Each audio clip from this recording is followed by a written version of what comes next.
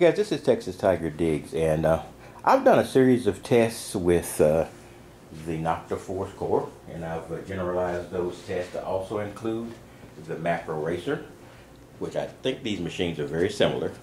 And I've done it with the Deus, and we've seen how fast reactive both of those are. And the Deus, what do we expect?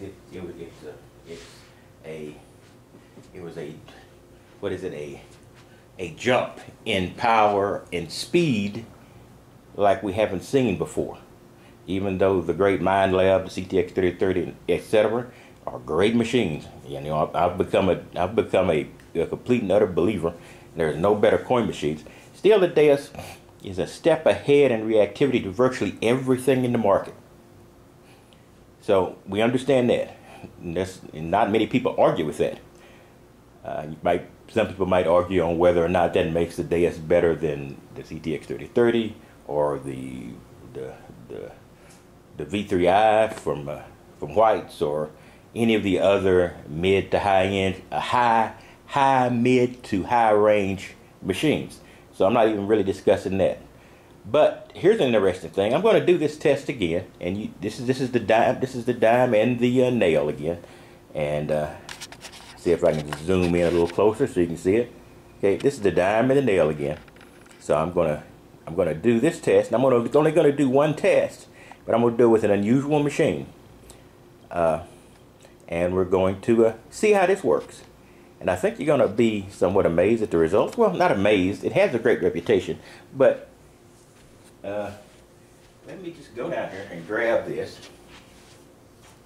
I'm not going to put it through the test of all the different discrimination or all the different masking I did with the Deus and with the macro racer. I'm only going to do this one test just to make a point, and just so people who have this machine don't think they're getting shortchanged in performance, and we people who have machines that are much more expensive don't think that we are that far ahead. But so here we go. I'm going to do this reactivity test with the famous Tesoro Compadre. Of course, I got the tape over there because of that extremely loud initialization sound. And I'm going to do this. Now, what I'm going to do now, the reason you can't do a straight reactivity test with the Compadre, I can try. I'm going to turn it down to as low as I can in discrimination, and we'll see if we can get two signals here. That wasn't really what I was going to test, but we'll see if we can get two signals here. I'll lower discrimination down.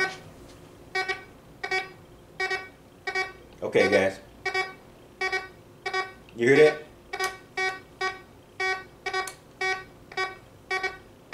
I'm getting two individual signals at a medium to medium fast pace.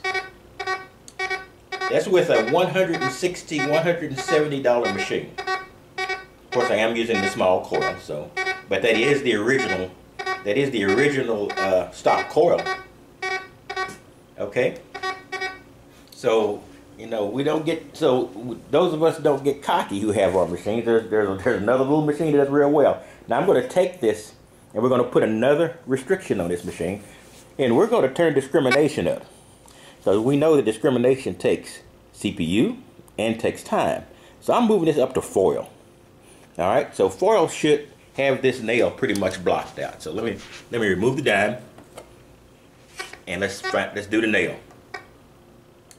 Okay, guys, there's nothing there. I'm getting nothing from that nail. A few crackles there once in a while, but that's about it. Now I'm gonna put the dime back. Okay, here we go.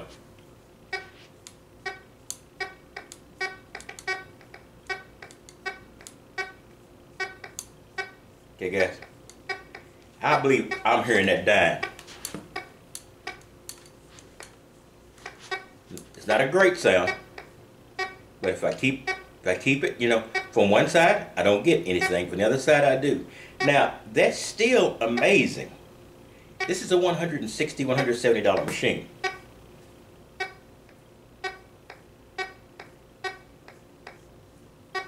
Just in case, let's move it again and let's show you. no sound.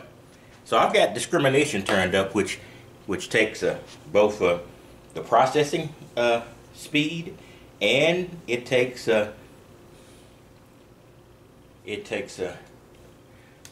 processor computation, because it's got to decide whether that particular target needs to be discriminated or not.